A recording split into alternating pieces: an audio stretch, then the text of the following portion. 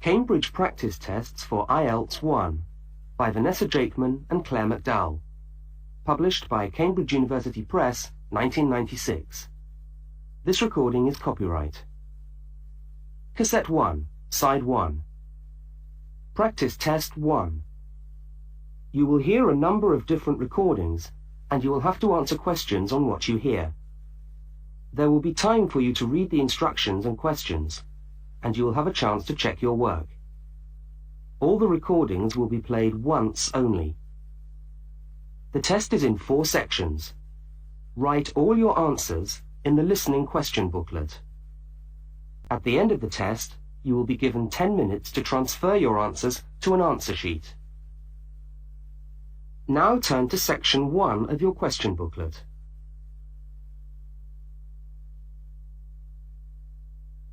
Section 1. You will hear a telephone conversation between a woman and a police officer. First, look at questions 1 to 5. For each of the questions, 4 alternatives are given. Decide which of the alternatives, A, B, C, or D, best fits what you hear on the tape, and circle the appropriate letter.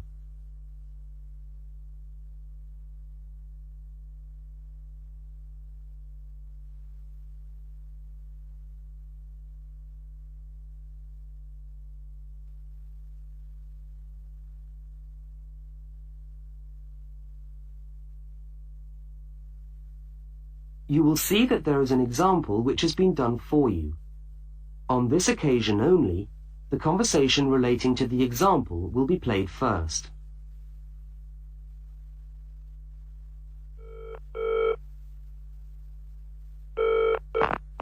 Good evening, City Police Station. Can I help you? Oh, hello. I'd like to report a stolen briefcase, please. Just a minute and I'll put you through. The woman says she wants to report a stolen briefcase, so A has been circled.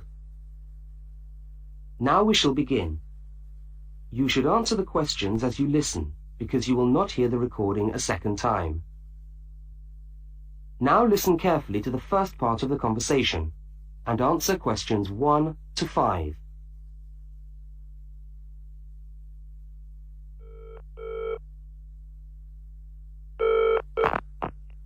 Good evening, City Police Station. Can I help you? Oh, hello. I'd like to report a stolen briefcase, please. Just a minute and I'll put you through. Lost property, can I help you? Oh, yes. I've had my briefcase stolen. Okay, I'll take some details.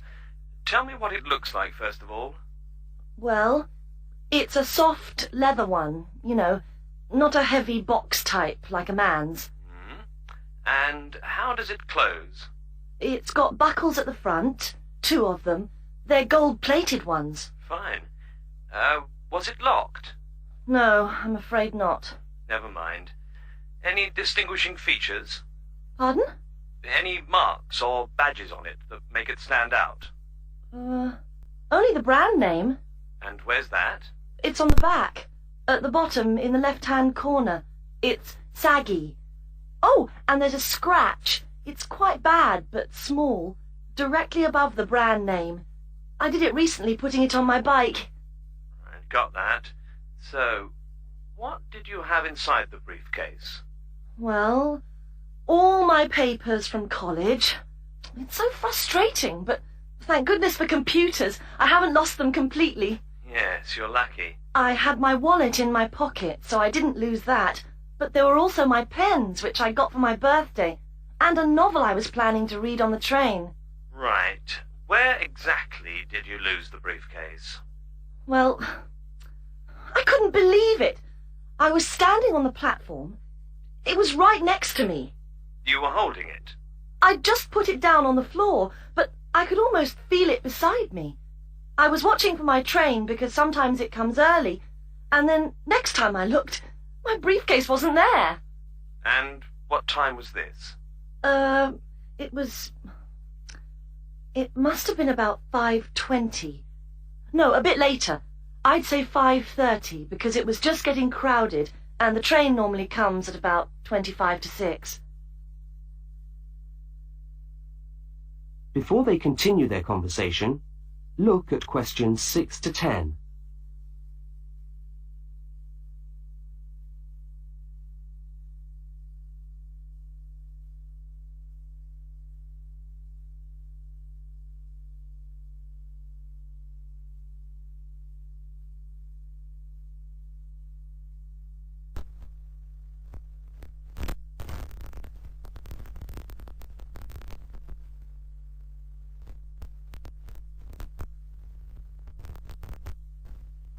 As you listen to the rest of the conversation, complete the form by filling in the numbered spaces 6 to 10.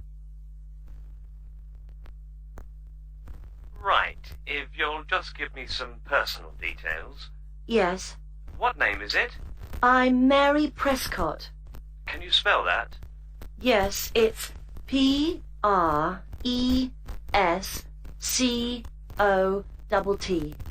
And your address? Flat 2, 41 Fountain Road, Canterbury. Fountain Road. Yes, number 41. And have you got a contact telephone number? Yes, it's 752239.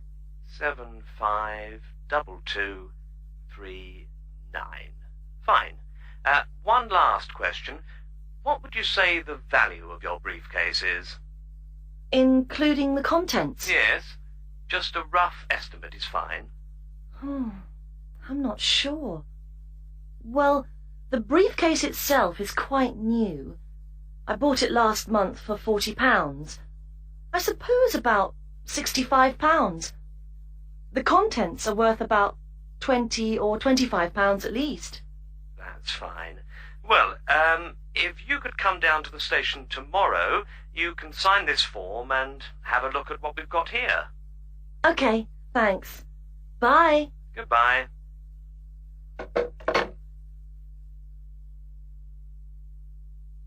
That is the end of section 1. You now have half a minute to check your answers. Now turn to section 2.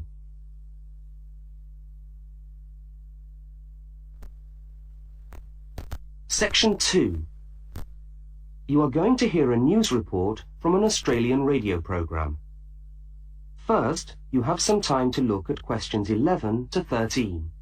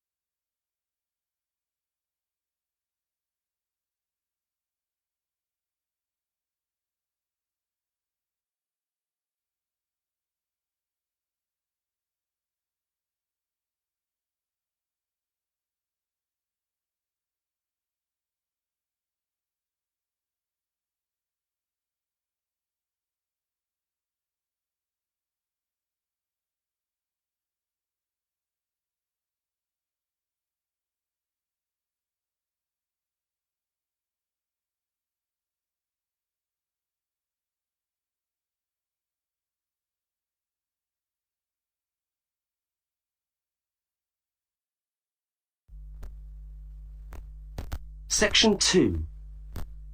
You are going to hear a news report from an Australian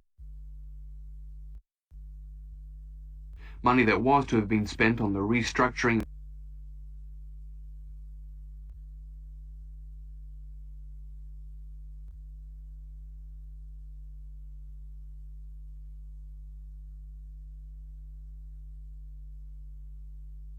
As you listen to the rest of the news, complete the notes in the spaces provided. The Prime Minister has pledged today that he... Estimate is fine. I'm not sure. Well, the briefcase itself is quite... Bye. Goodbye.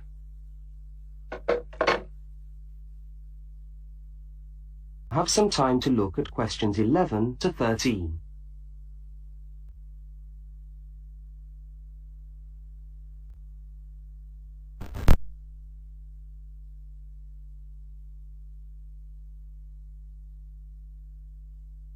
Now listen to the news headlines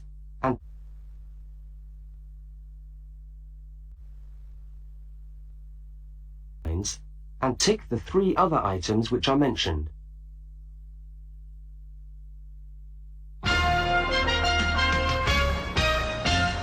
This is the 6 o'clock news for Tuesday the 25th of November. And first the headlines. The Prime Minister has promised to help the drought-stricken farmers in the northern part of the country who haven't seen rain for nearly 2 years. And in Sydney, a group of school children are successfully rescued from a plane which landed in the sea shortly after takeoff. Transport workers are on strike in Melbourne over a pay claim, and the strike looks set to spread to other states. And on a fashionable note, there's to be a new look for the staff of Qantas, Australia's national airline. Now you have some time to look at questions 14 to 21.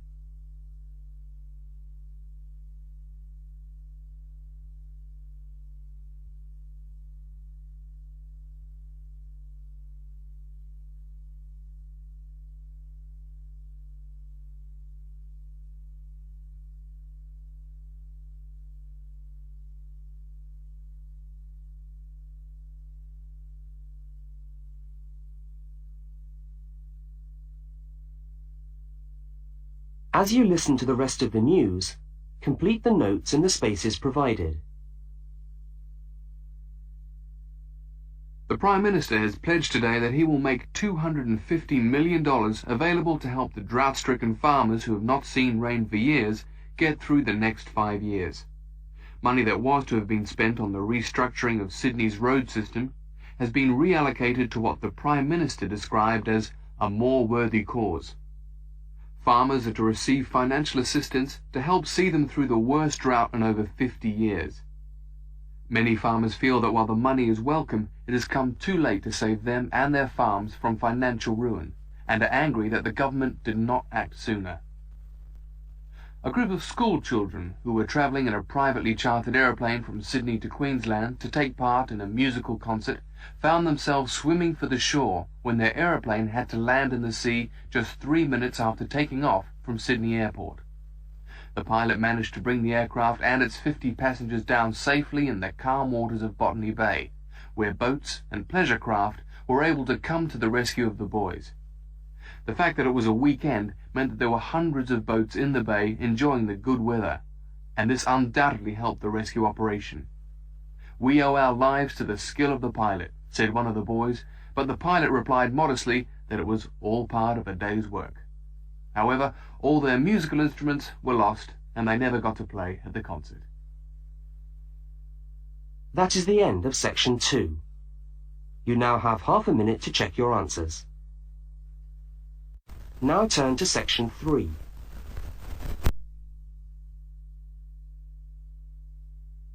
Section 3. In this section, you will hear a conversation between a university student and a university lecturer. Look at questions 22 to 25.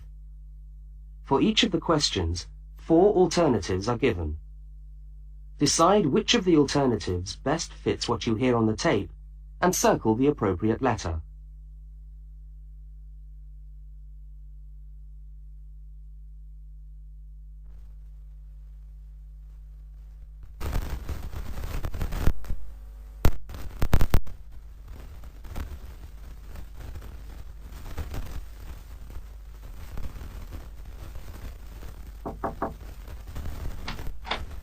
Hello.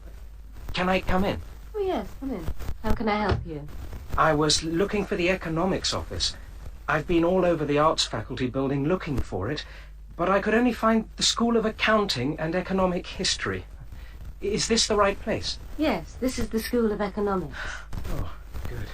I'm a new student, and I was wondering if someone could give me some information.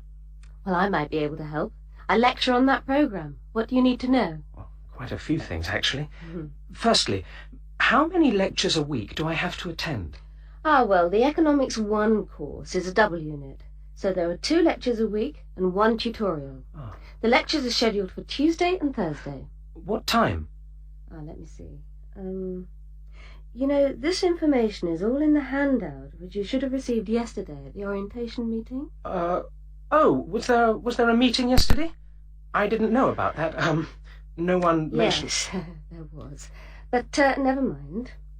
Now, lectures are at 4 in the afternoon. Ooh, 4's a bit late. I've got a part-time job that starts at 4:30. Well, you can't be in 2 places at once, can you? And attendance at lectures is necessary. We expect at least 90% attendance at this university, you know. 90%? That's high. Do they enforce that rule? Yes, we do. We're pretty strict about it, actually. And what times have been set down for the tutorials? Do you have that information? That's a very well-attended course, so there's a number of tutorial times. Monday, Wednesday and Friday, all at 9 o'clock. Yours will be allocated at the first lecture. Can't I choose the time? Maybe, maybe not. You'll have to talk to the lecturer on the course. Dr. Roberts is his name. Oh, okay. Now look at questions 26 to 31.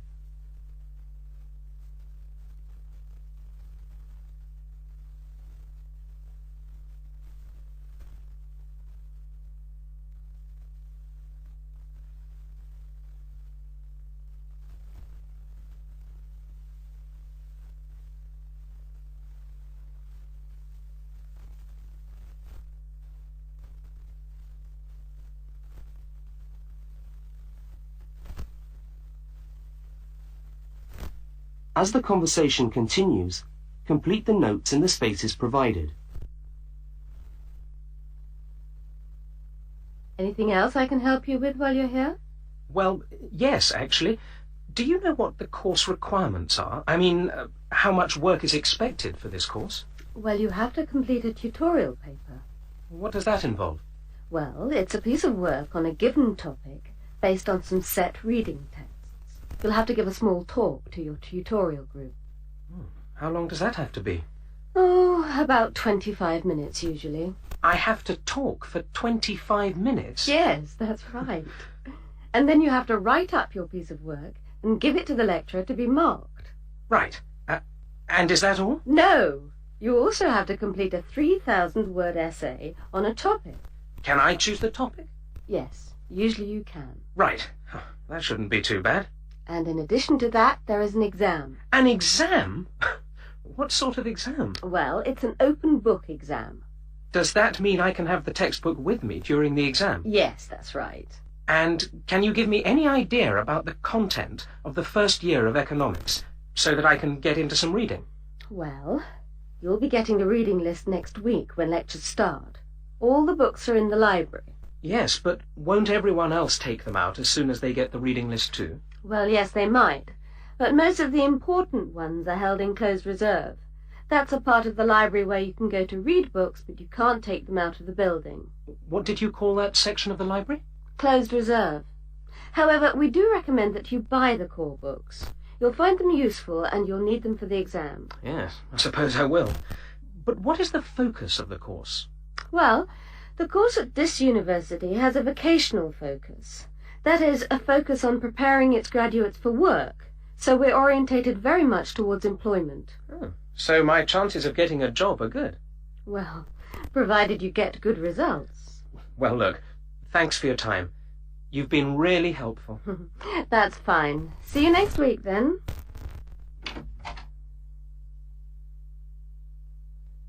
That is the end of section 3. You now have half a minute to check your answers. Now turn to section 4. Section 4. You will hear a talk given by a university lecturer about the structure of the university. First, look at questions 32 to 36.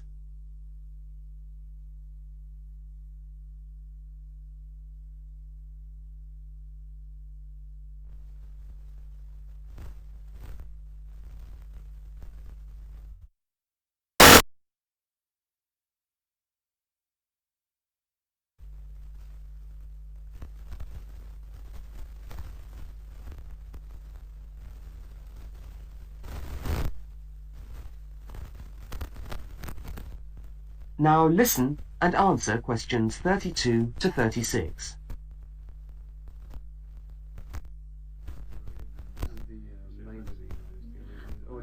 Good morning and welcome to the University of Westlands. My name is Marcia Mayhew and I'm the coordinator of the Bachelor of Social Science degree. This morning I'd like to tell you about the structure of the university and about some of the requirements of the degree that you're about to enter. The Bachelor of Social Science is in one faculty within the university. That is the faculty where I work, known as Arts and Social Sciences. Here on this campus we also have the faculties of Architecture, Law and Science and Technology, among others.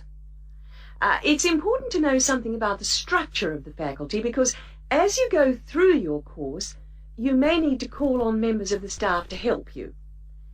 At the top of the faculty, we have a dean, and below the dean, we have 3 divisions. Each division has a divisional head, and your degree is located in the Division of Social Sciences. Within each of the divisions, there are the departments, and each of these offers the different degrees. For instance, 2 of the departments which offer the major subjects for your award are Sociology and Psychology. Each has a departmental head, but for practical purposes, the people you are going to see the most of are myself as coordinator of the Social Sciences degree and the actual lecturers who are teaching the subjects that you are taking. For instance, in the first semester, you'll be doing 4 subjects: psychology, sociology, history, and economics. If you have any problems or difficulties, not that I'm anticipating you will, but you never know, then you should go and see your lecturers. For instance, you may find that you can't meet a deadline for an essay, or perhaps you're having problems with attendance. These seem to be the 2 most common problems that students face.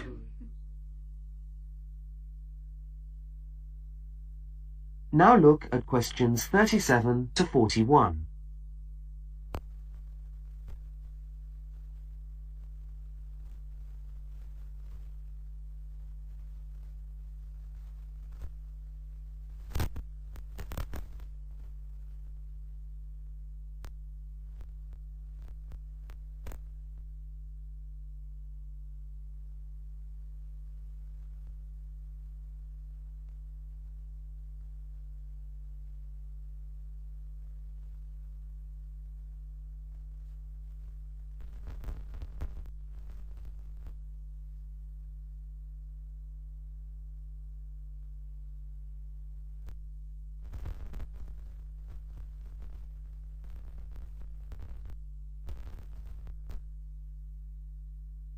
As you listen to the rest of the talk, answer the questions 37 to 41.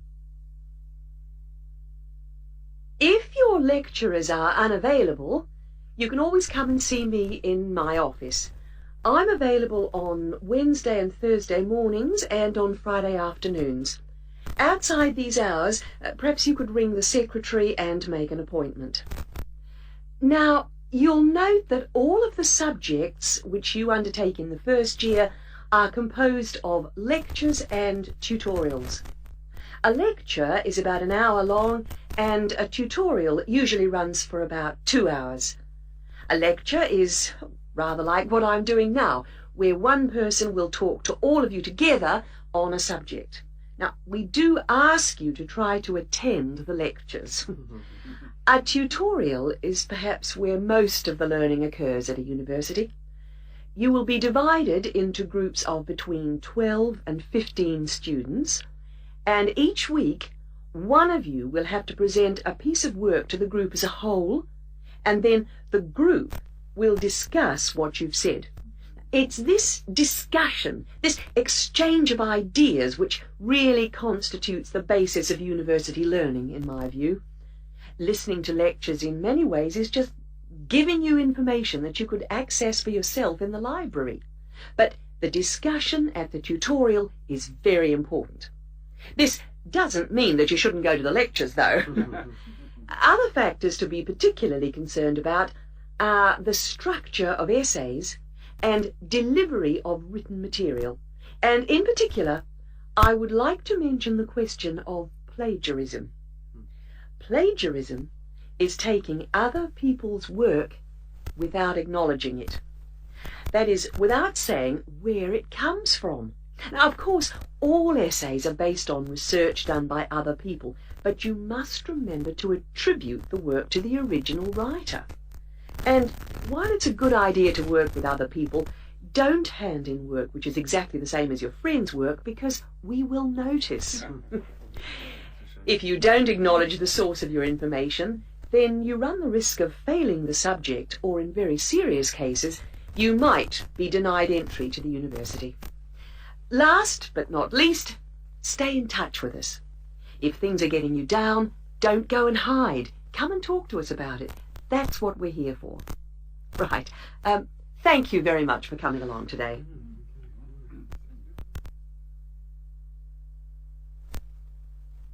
That is the end of section 4. You now have half a minute to check your answers.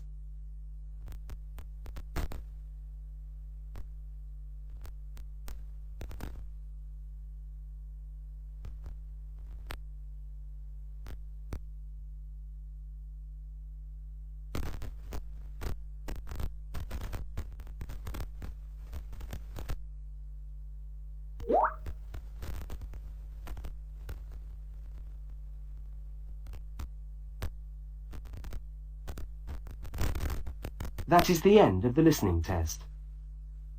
You now have 10 minutes to transfer your answers to the listening answer sheet.